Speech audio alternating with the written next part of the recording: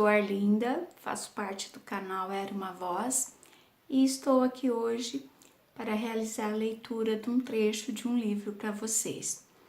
Este livro escolhido é do autor Geraldo Peçanha de Almeida.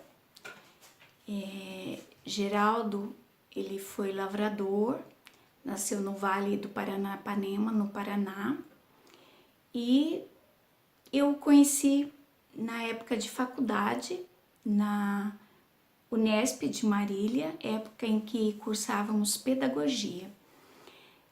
Depois de 20 anos, eu voltei a encontrar o Geraldo, época em que também me presenteou com este livro, que é Poucos podem ser, muitos querem ser, todos precisam de um pai.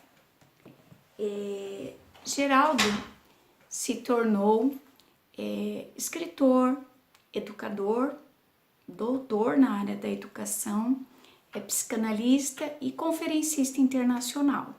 Inclusive, agora em julho, ele está numa turnê pelo Japão. Ele escreve livros de literatura infantil também, mas este livro aqui, em particular, foi escolhido pela questão assim da narração que ele faz um pouco da sua vida, da vivência com o pai, contador de histórias, e como isso influenciou a vida dele, né? Esses momentos de trabalho na lavoura, com o pai contando essas histórias que até hoje ele divide com o mundo. Este livro, apesar de falar sobre a questão de ser pai, ele não tem o intuito de ser uma receita para os pais, né? Ele é mais uma lição de vida para aqueles que, assim como o autor, optaram em serem pais. Então é quase uma terapia. O capítulo escolhido é este. Pai é aquele que não apaga o sol, mas retira seu filho e o coloca na sombra pensando em sua proteção. Eu aprendi a ouvir histórias como nenhuma outra pessoa, mas também aprendi a contar histórias para meu filho como talvez nem mesmo eu tivesse ouvido. Meu pai aproveitava o momento do sol mais forte do dia, nos recolhia debaixo de um pé de café com uma saia frondosa e lá vinha mais uma história. Aquilo não era uma história propriamente dita, pois ele contava apenas os pedaços, mas eram com estes pedaços que nós sonhávamos. Eram estes pedaços contados diariamente que seguiam tecendo uma rede de explicações, de sonhos, de imaginário como nenhum outro. Todos os dias, durante o trabalho no eito, tínhamos 2 pausas para comer. Uma pausa era lá pelas 9 horas da manhã, que era o horário do almoço na fazenda. A outra pausa era lá por volta das 13 horas, que se consistia na hora da merenda. Na hora do almoço, o sol ainda estava a esquentar, mas o almoço tinha que ser cedo, porque as marmitas de comida já vinham de casa desde as 6 horas da manhã. Pensando que neste tempo não havia ainda marmitas térmicas, a comida já estava servida há 3 horas, tempo suficiente para esfriar. Assim, quanto mais cedo o almoço, mais quentinha seria essa boia. Já no caso da merenda, o horário teria que ser condizente com o sol forte. Entre o meio-dia e as 15 horas, o sol é quase insuportável para uma criança que trabalha na lavoura. O calor, a sede e a vontade de descanso são quase uma miragem para quem já experimentou esse tipo de trabalho. Porém, meu pai sabia disso mais que qualquer um. Se para nós filhos era difícil conviver com essa realidade, talvez, penso eu, para ele era mais difícil ainda, pois além de estar na mesma temperatura, no mesmo espaço e ao mesmo tempo que qualquer um de nós, ele ainda convivia com o nosso sofrimento diante de toda aquela situação. Ao nosso redor era o que existia. Existiam crianças de todas as idades fazendo os mesmos trabalhos e com seus pais também acompanhando-as. No entanto, enquanto alguns pais aceitavam aquilo como vida eterna, meu pai acreditava e também nos fazia acreditar que aquilo seria passageiro. Isso é tão verdade que o período que a merenda era costumeiramente em 1 hora, ou seja, entre 13 e 14 horas, mas era muito comum meu pai parar o trabalho conosco ao meio-dia e só voltar lá pelas 15 horas, quando o sol estava baixando. Ele dizia para nós que pegássemos nossa enxada, nosso chapéu e nossa merenda e que fôssemos com ele para debaixo de uma árvore ou mesmo debaixo de uma copa grande de cafezeiro. Obedecíamos a ele e para lá caminhávamos todos. Ele então fazia uma espécie de faxina rápida debaixo da copa da árvore, principalmente quando se tratava de um pé de laranja ou limão, para retirar do chão os espinhos. Ali ele debruçava sua enxada, pegava a moringa com água fresca, dava a cada um de nós vários goles e começava a contar uma história. As histórias que ele contava não tinham fim. Assim eu podia dizer francamente, ele nos contava a história. Digo isso porque ele simplesmente ia contando fatos a seu bel prazer, enquanto nós comíamos deliciosas fatias de pão caseiro com doce de leite ou doce de abóbora. Essa história juntava personagens de sua terra natal, Minas Gerais, com tantos outros personagens das histórias dos outros que ele já tinha ouvido, e era com este tecido narrativo que ele nos entretia, nos enganava durante algum tempo. Toda essa sua preocupação de nos enganar, nos iludir, nos entreter durante 2 ou 3 horas era para que o sol pudesse dar uma trégua e então pudéssemos voltar ao trabalho.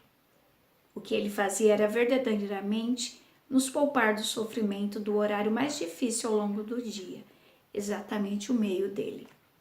Ficávamos ali, ouvindo meu pai escrever com pormenores as aventuras de Chinchila, uma mulher muito porca, sem nenhum hábito de higiene, que um dia recebera em sua casa uma folia de reis.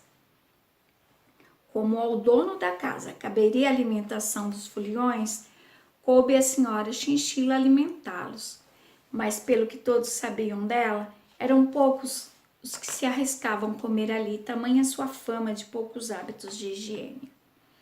Alguém até se lembrou de lembrar aos outros foliões sobre o fato de que a dona da casa não era chegada à limpeza, mas há sempre aqueles que não ouvem, não querem ouvir, ou se ouvem, pouca importância dão. Assim aconteceu. Cantorias para lá e para cá, versos para lá e para cá, oferendas por todos os lados. Acabou a cerimônia e era então hora dos festeiros, do acompanhamento se banquetear. Os foliões então guardam seus instrumentos, a bandeira do divino é estendida e o folião-chefe pede permissão para comer. Antes, porém, alguém puxa uma prece em agradecimento aos alimentos. Assim que o primeiro folião pega alguns ovos daqueles que estão na mesa cozidos para comer, alguém grita e sai correndo do mato adentro. Era outro folião que já tinha quebrado um ovo para comer. E tamanha fora sua surpresa ao perceber que dentro dele havia um pintinho já cozido. Eca! Ouvimos ainda histórias sobre o Tripa, um sujeito de extrema confiança do pessoal ali da redondeza.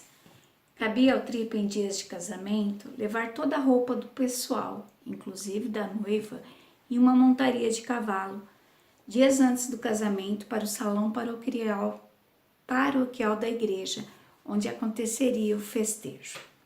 Dada a falta de estrada e dado o pó vermelho que era intenso, ninguém arriscava colocar sua roupa de festa, montar em um cavalo e andar mais de 30 ou 40 quilômetros até o local do casamento.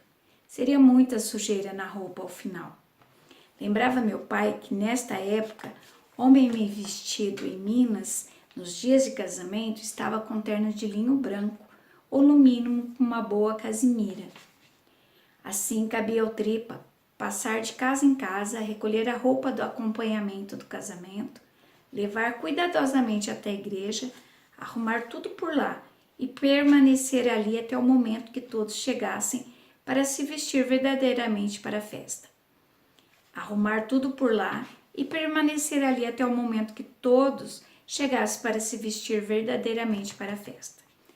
Não eram raras as vezes que o Tripa se distraía com tanto calor e com tanta cobrança e dava umas paradas pelo caminho. Paradas estas que eram sempre regadas a muita cachaça para limpar a goela, até chegar ao destino final. O problema era que algumas vezes o Tripla exagerava na limpeza da goela e ficava cozido, deixando assim um cuidado com as roupas de lado. Resultado, quando o acompanhamento chegava, o que encontrava eram roupas rasgadas e sujas, e a confusão estava solta. Essas e muitas outras histórias eram juntadas, costuradas umas às outras, e eram-nos contadas por meu pai durante estes longos e deliciosos períodos de sol forte. Lembro-me como ele se esmerava em criar ou recriar aquele clima de época, aquelas figuras que só mesmo ele conhecia. E nesta viagem pelo imaginário, permanecíamos ali, parados, imóveis, sonhadores. Não nos importava o quanto o sol era forte. Pouco se importava como era o pão ou o doce que minha mãe fazia para aquele momento.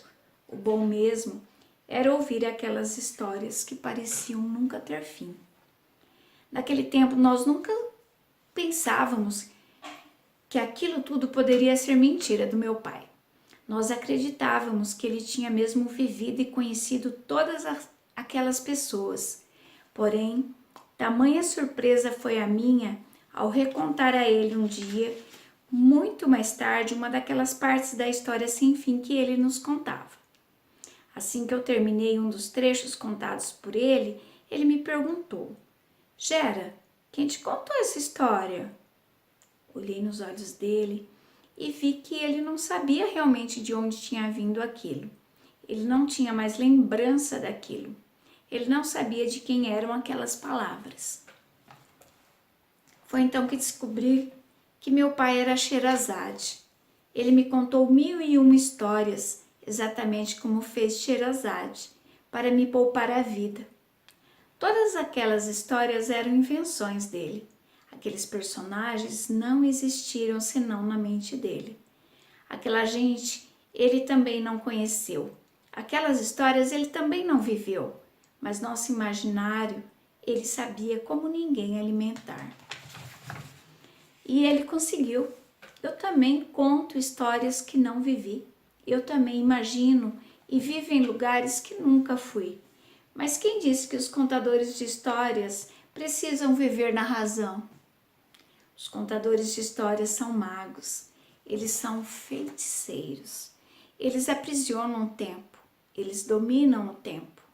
Eles nos prendem em suas palavras, prendem o tempo em suas mãos e nos conduzem mansamente por onde querem, como querem e para o que querem. Eles são alquimistas do tempo e por isso são tão especiais.